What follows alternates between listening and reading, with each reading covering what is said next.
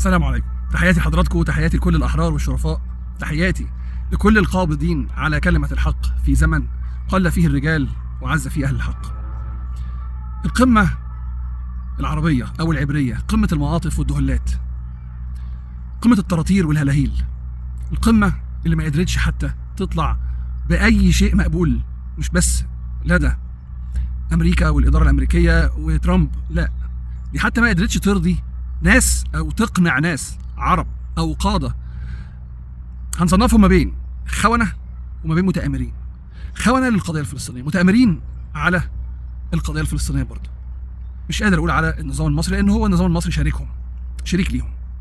ما قدرتش تقنع أو ما قدرتش تخلي الجبهة العربية تقف صف واحد. يعني في مبدئيا من جواك ناس حسوا واستشعروا ان ده فخ او كمين، غالبا تجهيزات للإطاحة ببعض الأنظمة أو بعض الحكومات أو بعض الشخصيات أو بعض الحكام. فهم طبعا اللي ربوا شعوبهم على الجبن والخوف عملوا بالوصية. ايه هي الوصية؟ اعمل مش من هنا، اعمل نفسك مش شايف، بلغ غياب. فهذه القمة ما قدرتش ان هي حتى تحشد توافق عربي كامل. قوبلت هذه القمة بالبصق عليها وإهانتها من قبل ترامب. الإدارة الأمريكية، ترامب ومستشاره لدى الشرق الأوسط، بصقوا عليها وقالوا عليها ان هي ما بتقدمش اي جديد وفقا لطموحاتهم ورغباتهم. طيب ايه رغبات هي الإدارة الأمريكية؟ رغبات الإدارة الأمريكية هي التهجير. وانتوا فاهمين ان ده لو حصل ودايركتلي كده او مباشر كده قبلت بيه الأنظمة المستهدفة وهي مصر والأردن، عشان ما نقعدش نلف على بعض كتير، ده لو حصل واتقبل قطعا هيكون في، يعني احنا قلنا لكم الشعوب من زمان حطوهم في جيبهم، لا، هيكون في نظرة تانية خالص للناس اللي اتغسل عقولها على مدار 11-12 سنة سابقة من الشؤون المعنوية والإعلام ان المقاومة الشريفة الباسلة في غزة هي العدو، وان الحليف هو الكيان او الصديق هو الكيان. فدي هتبقى زي ما بنقول القشة اللي هتقسم ظهر البعير. مش فارق معاهم الشعوب بتعريفها، عجزنا الشعوب بالنسبة لهم، وانت اللي رضيت بكده ايها الشعب العربي، انت اللي قبلت بالوضع ده ايها الشعب العربي، وخاصة المصري والاردني، باعتبار ان احنا الجار باب في الباب، يعني او ان احنا يعني اولى الناس، جار اولى الناس بان احنا نقف جنب جيراننا، والجار اولى بالشفعة. هو المفروض الشعب المصري والاردني كان يكون ليهم يعني مواقف تانية.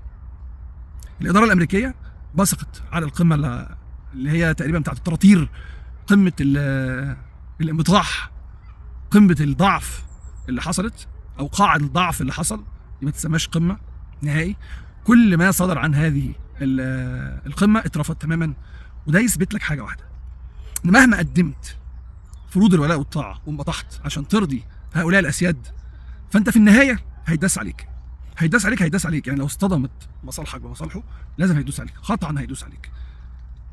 لو قدمت انت مثلا فرضا، لو قدمت 100 حاجه او 99 حاجه وجيت على 1% ما قدرتش تقدمه، قطعا لازم يخلى لك البديل. وقلت لك البديل كان موجود برضه امبارح، حضر علشان يكسب اعتراف عربي على الاقل مبدئيا.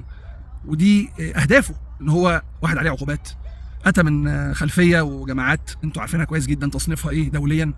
فكل اللي حصل امبارح في هذه القمه اللي انا بسميها القاع، هو ان الوحيد اللي استفاد من هذه القمة هو من أتى من خلفيات تابعة للكيان والإدارة الأمريكية، أو مصنعة ومخلقة لأن تكون ذراع لتغيير شكل هذا الشرق الأوسط أو المنطقة على إيد الناس دي، كأنظمة بديلة لأي نظام ديكتاتوري أو عسكري أو ملكي هيتقاعس في تأدية دوره أو واجبه في طاعة الإدارة الأمريكية والكيان بشكل كلي. يعني ايه كلي؟ يعني مش مسموح لك ان انت تجلي منك حاجه، مش مسموح لك ان انت مثلا تعمل 99% من كل المهام المطلوبه منك وتيجي على 1 بس في المية او نص في المية او ربع في المية او تفه انت ما تلحسهاش.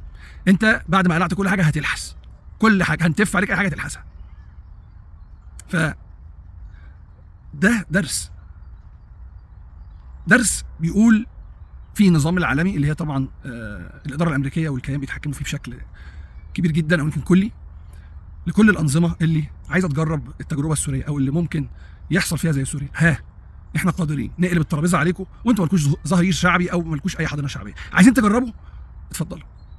قلت لك كل اللي يفرق مع الأنظمة دي دلوقتي هي شكلها قدام رجال السلطه، قدام رجال جيشها، رجال شرطتها، رجال قضائها.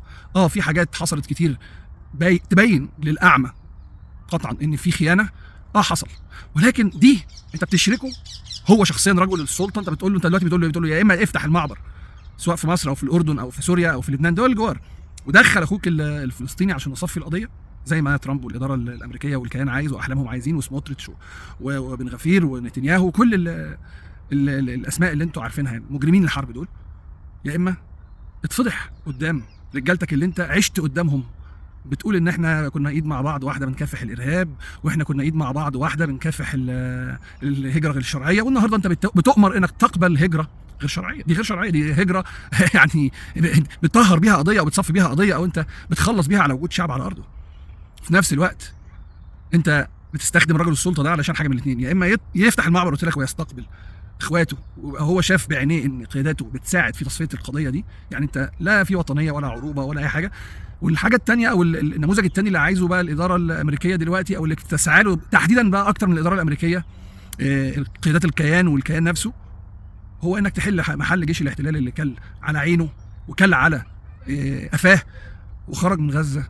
يا اما عندهم حالات بتر في الاعضاء، يا اما عندهم حالات اصابات شديده جدا، يا اما في ناس طبعا يعني نفقت وغرت 60 داهيه، يا اما في ناس جالها امراض نفسيه من اللي شافوه، من السواد الليل والويل اللي شافوه على ايد الاسود جوه. طبعا هنا انا عايز اقول لك ان المقاومه وحكومه غزه بتحاول النهارده ان هي تطلع باكبر مكسب، واكبر مكسب طبعا ليهم ان بعد الحرب الضروس والملحمه اللي سطروا فيها نصر اسطوري ان هم يكسبوا خروج اكبر عدد من الاسرى. لو حصل وخرجوا اكبر عدد من الاسرى، ده انتصار ما بعد انتصار. طبعا في فصائل تانية داخل القطاع رفضت تواجد اي قوات او اي لجان اجنبيه علشان تدير القطاع، وبرضه هرجع واقول لك حقهم، محدش يقدر يغلطهم، ارضهم وهم احرار فيها. زي ما قلت لك قبل كده اللي هو احمد وصفي اتسال السؤال ده اكتر من مره، هو انتوا ليه يعني في تحركات في سيناء للجيش المصري؟ طب في تكثيف للقوات، طب في دفع ببعض المركبات والمعدات والمدرعات والاليات داخل سيناء، وده يعني في الى حد ما، احنا مش هنقول خرق لكن هنقول الى حد ما في شيء من التجاوز البسيط جدا في اتفاقيه كامب ديفيد، طبعا بالمقارنه بالخرق والتبول والتبرز اللي جيش الاحتلال عمله اكتر من مره. رد اللواء احمد وصفي رد صريح جدا بمنتهى صوته تخين كده، وقال للمذيعه ارضي وانا حر فيها. قالت له بس ده بيشكل انتهاك او ده بيشكل نقض الاتفاقيه او خرق الاتفاقيه. قال ارضي وانا حر فيها، كررها كذا مره. اذا اللي تقبله على نفسك لازم تقبله على صاحب الارض. برضه حق الفصائل الفلسطينيه تقبل او ما تقبلش، دي حاجه ترجع لها. افرض ما قبلتش، ارضه وهو حر فيها. اذا الكلمه الاولى والاخيره ان شاء الله باذن الله هتكون لصاحب الارض اللي عجزت القوى العالميه او المجتمع الدولي الظالم اللي بيدعم الكيان المهترئ اللقيط انه ينتصر على المقاومه بالحرب. فاظن اي قوه تانية ممكن تحاول تفكر ان هي هتحط رجلها وتطلع يعني امنه، تروح تكشف عند طبيب امراض نفسيه او تكشف على قواها العقليه، لان انت هتيجي ايه انت جنب الدعم وكميه الدمار والقصف اللي حصل، ومع ذلك ما استسلمتش وما رفعتش الرايه البيضاء في المقاومه. عموما احنا الايام اللي جايه هتكشف لنا حاجات كتير جدا، وبدء ذي بدء الحكام العرب يستعدوا للقاء، هو لقاء فريد من نوعه. لاول مره هتبقى الاداره الامريكيه والكيان من امامكم وظهركم فاضي، بس انتوا شكلكم هتواجهوا شعوبكم قريب قوي. استعدوا، ربك حطكم علشان يمهلكم ولا يهملكم. النهارده انتوا اتزنقتوا اول ما المصالح اختلفت، ان شاء الله هتبقوا انتوا اول ناس تتباع، واحنا جاهزين وان شاء الله لكم بالمرصاد. وبعد ما نخلص محطتكم للكيان والاداره اللي بتدعم الكيان برضه بالمرصاد، بس انتوا البدايه. السلام عليكم، اشوفكم في فيديو جديد لو كنت من اهل الدنيا.